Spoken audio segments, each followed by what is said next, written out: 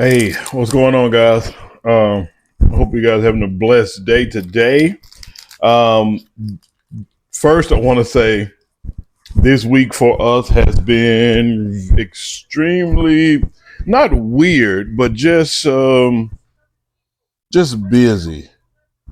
My mother-in-law was in town this week.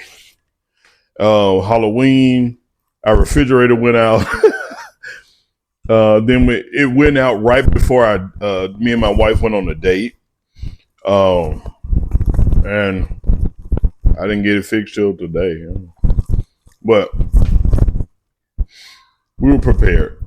Um, so with that being said, guys, I hope you guys have had a better week. Um, so this video will be covering part one of why all boys don't become men, as you see on the thumbnail. So this video is the counterpart, the male part, or the male version of the female one I did, Hoochie Hood Rap, part 1 and 2. So in this video, I'll be explaining, and a lot of it is from experience, my life experience, my decisions, and how I was brought up in black culture, what they call black culture, which is not black culture, it's nigga culture. How I was brought up in that culture and how it shaped and kept me as a boy for a very long time in my life. So with that being said, guys, this video will not be for children. It'll have some vulgar language. Not too vulgar, but just, me using a terminology that I used growing up. It may not be suitable for children who don't understand the definition of the actual word. But just a little warning, just to let you guys know what we're about to get into. So, I would like to ask you guys to please like, share, and subscribe if you got time or if you feel like it. That'll help us out very much. And what else? Something else I was about to say. It'll come to me, guys. I'm running off fumes here. I've been cleaning the house up and getting things straight and situated for the week. So I've been just busy. So with that being said, without further ado, let's get into why all boys don't become men. So, as you guys know, on this YouTube channel, we tie everything to biblical principles. They are biblical principles in Proverbs, and Psalms and Corinthians and First Timothy and so on and so forth that help us, that can help us in life if we choose to. And by the way, I'm eating some of these. I don't never had them before. Trick or treat candy. I don't want my kids to have it, so I'm handling it as it were. So let's get into it. So what society and social media calls black culture, gangster rap, gangster music, killing, shooting, robbing, murdering, that's not black culture. Let's get that in context. That's not black culture. That's what Thomas Sowell would call black rednecks, and white liberals pushing the fact that any violence or rap music or gangster rap is associated with anybody of dark skin. That's not true. From my experience in black culture, now as I experience black culture, it's more of any other culture that's law-abiding, respectable, building wealth, starting businesses, building generational wealth, want to live a life of peace. It's irrelevant what color you are. But when it comes down to the nigger population, and right here is the definition, the historical definition of the word nigger and what it was used and what it was meant to be used as. As you can see, it's not meant for people of color. It's not meant for black people. That's what Google has changed it to now, because of the majority of population, including rap music, use that word to identify anybody that's black or brown or looks like them. So the destructive part of when boys are trying to become men or want to become men is the black community, the nigger community. Within that community, they harass and penalize you for being nice and being kind and being respectable. I know that from experience. So growing up, I was picked on a lot because I didn't like to fight. I didn't like to fight. I didn't like to hurt people. And I didn't like to be mean. And growing up, I was picked on just because of that. And then I capitulated as a young man to joining groups of young men that were destructive, joining groups of niggas that would run around doing nothing, not doing anything with their lives, being destructive, being deceitful, being low down. I fell in with that crowd, even though my father did not raise me to do that. But I got tired of being made fun of. I got tired of being picked on as a young man. And I stopped reading and I stopped, doing my schoolwork, and I wanted to be cool and fit in. And a lot of times in the black community, that's what happens. You get when we're ignorant, we call them Poindexters. Or you acting white because you're reading and you're studying and you're getting good grades in school. My father taught me to sit in front of the class and be the first to raise my hand to answer a question. And as I got to school and hung around the wrong people, I began to stop doing that stuff. And it was no government doing it. It was no white man pushing me to do it. I was in that community. It's a nigger community. It's a community of low down people that don't care about anyone but themselves until they need something. Then they care.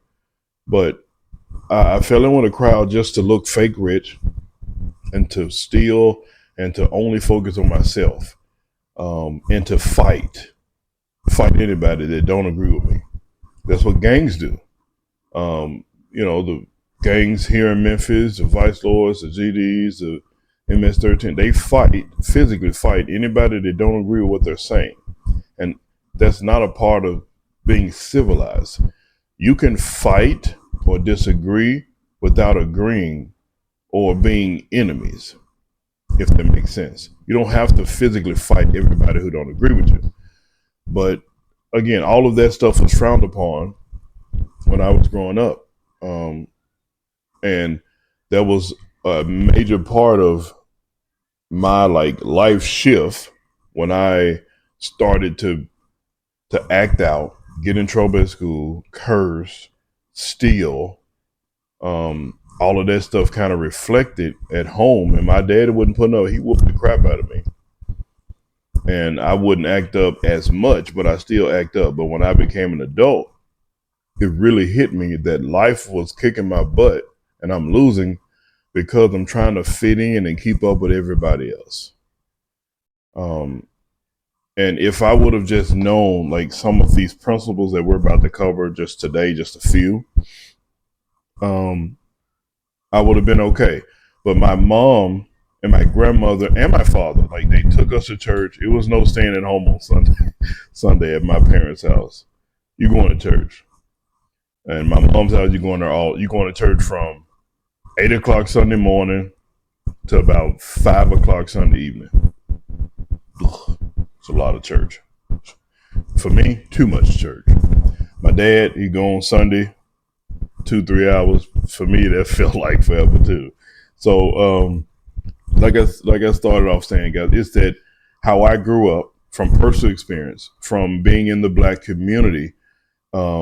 Within that black community, you have that black subculture, which is nigger culture, who teaches you to be violent, to fight, to hate, to be mean, to be low down, to be promiscuous, have 15 girlfriends, and it's cool to have baby mamas fighting over you, and it's cool to have children out of wedlock. All that stuff was taught to me, like physically seeing it and doing it myself. Like I saw it and it was taught. You weren't cool unless you had baby mama drama. It's stupid. I'm 39 years old, and it was stupid then, and I knew it, but I wanted to fit in. So, let me read 1 Corinthians chapter 13, verse 11. And these verses that I'll read today, it's pertaining to being a man. It's pertaining to knowing how to be a man and the things a man should be doing while he's I would say from the ages of 13 to 23. Because my son is 13, and our Jewish counterparts, our Jewish cousins, they believe that from age 13 you become a man and you become a contributing member of society at 13. And between the ages of 13 and 23, those 10 years shape the rest of your life. So then it was true for me. From ages 13 to 23, like I kind of drastically declined and to getting in more trouble. And then at 26, started to try to clean things up. And I had made like a bunch of horrible mistakes. So anyway, with that being said, guys, we'll go to 1 Corinthians chapter 13, verse 11. And it says, "When I was a child, I spoke like a child. I thought like a child. I reasoned like a child. When I became a man, I put aside childish things." So that right there alone. Hey guys, sorry to interrupt you watching this outstanding video, but I would like to ask right now that if you have the heart and if you have the resources, that you donate to our ACER program, which is A Step Into Reality, which is a program to where we go in these low-income areas and we teach young girls and boys how to manage money, how to set a budget, how to earn money, and what they do with the money when they get it. So our whole process is trying to make sure that the young men and women build good money habits as they grow, instead of learning how to manage money through the world and then end up going broke trying to look fake rich. So if you have the heart, if God puts it on your heart, please go to our website, which is right here. And at the very top of our website page, there's a blue button. You can hit that donate button and it'll take you to the donation link, and you can donate whatever God puts on your heart. So thank you guys so much for watching. And now back to this outstanding video. Would have been enough information for me to be like, okay, I ain't no child. I shouldn't think like a child. But that's something that I didn't I didn't realize and I didn't focus on. I went to church, but I never focused on God's word. I never focused on biblical principles. And I don't think it was my time, but it was never presented to me in a way that I would that I would have comprehended or would have focused on or would have found intriguing. So let's check out 1 Corinthians chapter 16. And these are just a few. But trying to get you guys to understand that my life choices were my life choices. And those life choices was based off the culture that I was brought up in. I was brought up in a nigger culture to where, and again, guys, me using the word nigger is not based off of skin color. It's solely based off your behavior, the way an individual will act. As you can see the definition, Google may not give you the historical definition of the word nigger. It'll just point you in the direction of, black people or brown people or colored or rap music, whatever, all that stupid crap. But it's historically been based off of a person with reprehensible behavior, a low down trifling person. Is That's why they use it as you. They used to say you're a white nigga because that's a low down person who don't care. So 1 Corinthians chapter 16 verse 13. Be alert and affirm in the faith, the courageous, be strong, do everything in love. That's one of the scriptures that one of the passages that stuck out to me.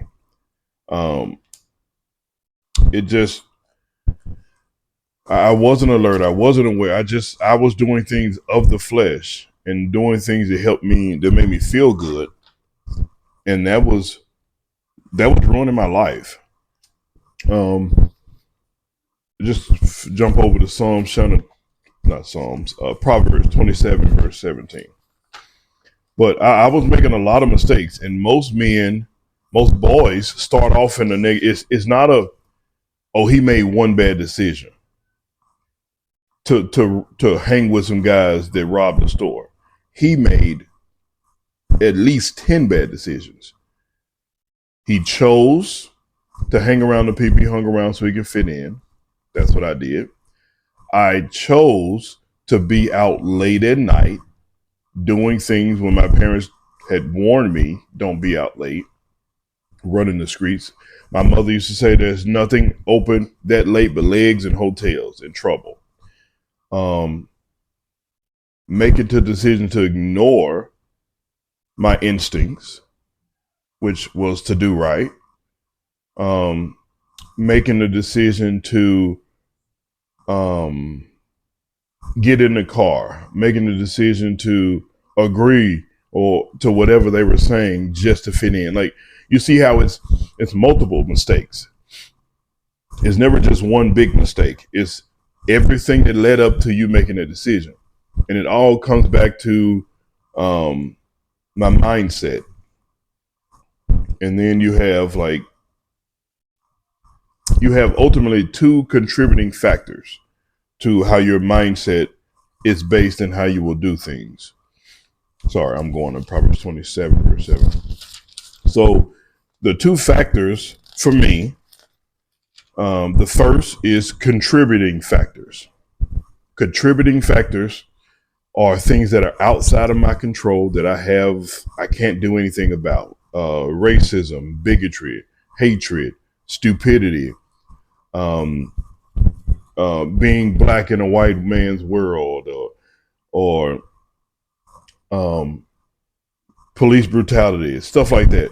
I can't do anything about that. I can't push a button. I can't do anything myself and stop it and control it. Those things can and have slowed me down. All of those things I named slowed me down, but it never stopped me. When it comes down to the other factor, which are determining factors, which is culture, which is your mindset, which is the decisions you make. Those are determining factors. Your mindset is what can determine how your life ends up. Now, don't get me wrong. I know God is ultimately in control, but what it is that God gives us free will, and we have freedom of choice, but we do not have freedom of consequence. Listen to me. We do not have freedom of consequence. So that means if John decides to get up here right now and go to the store and steal something because I want to, knowing I could pay for it, or even if I couldn't pay for it, just steal it, because stealing is wrong. Just steal it. I can choose to steal. I can choose to kill. I can choose to rob. But that does not negate the fact that I will have to deal with the consequences. I could go out there right now and kick my neighbor's dog. I can do it. I can walk up, kick the dog, and walk off. But there's consequences behind that. So that's what I mean, guys. Like, God gives us free will, but I made Lil John, Papa John made those choices based off of his determining factor, my mindset to do the things. So in the nigga culture, where they teach brutality and teach you to be violent and teach you to be angry and teach you to be tough and teach you to hate your own people and all of this. I submitted to that culture because I thought that's what I was supposed to do. I didn't know anything different. But now at this stage in my life, I know different, so I do different. And I got a chance to get out of those areas. I took opportunities. I made decisions that got me out of the hood, out of the projects, out of low income areas, and I started to travel. I started to make better decisions for my family, for my son. And within that mindset, coming from that culture, it was a mindset shift to where I chose to make better decisions to get out of the nigger culture that I came from to become a law-abiding, honorable man of God today. So, one of my favorite gangster rappers when I was growing up, still is to this day, was Project Pat. Project Pat announced, I already knew he yielded his life to Christ, but they just now announced on Fox 13 here in Memphis, Tennessee, that now he's Pastor Project Pat. Let me see, can I find it?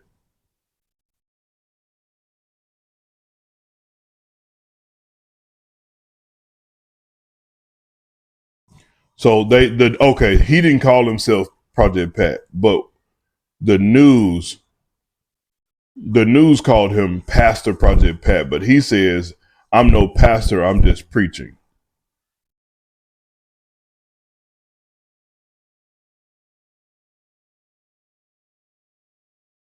So, that being said, guys, like Project Pat, he was hard, man. He came out hard, but I grew up listening to Project Pat, and to see him, go on TV and go on news and yield his life to Christ, it didn't blow my mind. It just lets me know that God can work on anyone if they choose. He loves us all, but his love is, what did my wife, it's conditional. It's conditional. You have to yield your life to him, and you have to follow each and every day his commandments and statutes, walk to seek to have the heart of Christ. And if you don't, then you live in the world and you're of the world. So anyway, let me get to Proverbs 27, verse 17, so we can wrap this first part up. It says, now all of this is about being a man and what a man should do and what how a man should act. But it says, and I first heard this at the law enforcement academy, at the training academy. It's a big sign, and it says, iron sharpens iron as one man sharpens another. That's Proverbs 27, verse 17. And that stuck with me. It's been with me since 2013, 14. It's been with me since then. And I couldn't understand. I understood it then because I felt it. But now I understand, the more I do these day devotions, the more I talk about how God gave me another chance and how God is blessing me to do this and be a good steward. I'm understanding that it's my job as a witness of Christ to testify to what I have seen and what I have lived and the things that I have done, and how God has still had mercy and showed me forgiveness. And it's another passage in Proverbs chapter 26, verse 11. It says, a dog returns to its vomit, so also a fool repeats his foolishness. These are Proverbs is filled with gems and jewels of life. Yeah, that's true, without a doubt. I continued a cycle of foolishness over and over, over and over. And I grew up thinking that a man, like being a man, like oh, I'm a man, I'm a real man. I thought that was meaning I had to have baby mama drama. I had to have a child out of wedlock. I had to have a bastard child. I had to fight anybody who disagreed with me. I had to use my size to intimidate people. I had to be angry. I had to have a bunch of girlfriends, um, and I had to look fly, as we say. All of that is foolishness for being a man. That's not what Christ calls us as followers to of being manhood. But growing up in the 80s and 90s, they I always saw movies um, about he a man because he is a player. In one of the movies that stood, I told my wife this today, I think, one of the movies that stood out to me and influenced me a lot was Bill Bellamy's How to Be a Player. And it was essentially just him running around running game on a lot of women, and getting caught up in foolishness. And he just kept repeating the same cycle. And also the movie Ladies Man. You couldn't tell me nothing when I was 20. I thought I was a ladies man for real. But I wasn't a man at all. I was a grown adult male, but not a man. So I often go back to Proverbs chapter 22, verse 6. Start a youth off in the way that they should go, and when they become old, they won't depart from those ways. I love my father and my mother. I believe they did the best they could. But by me running around in the hood, and being indoctrinated to the foolishness that tangled me up, I did it to myself.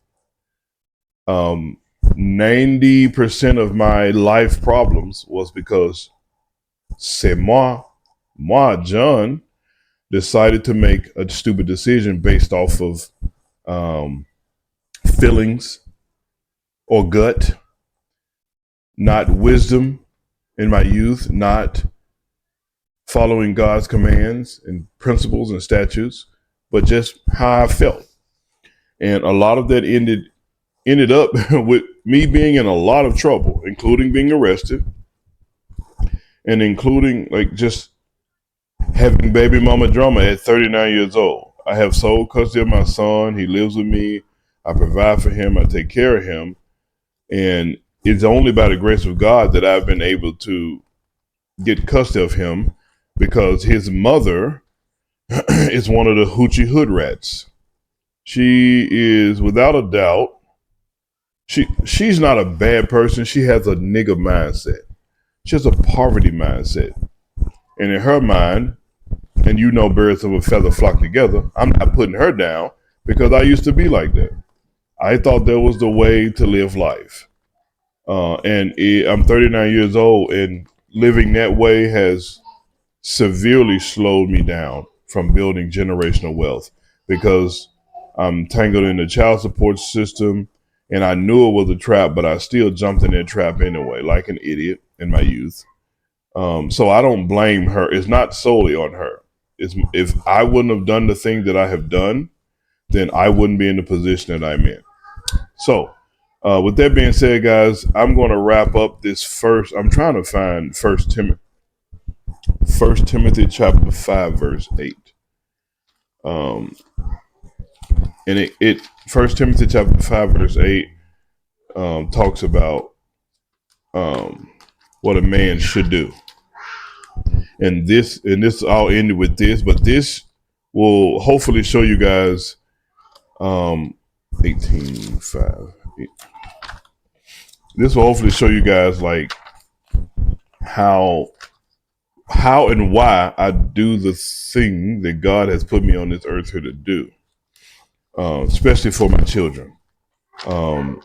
I took this scripture to heart, and it really bothered me when I wasn't able to live my life as Christ commanded.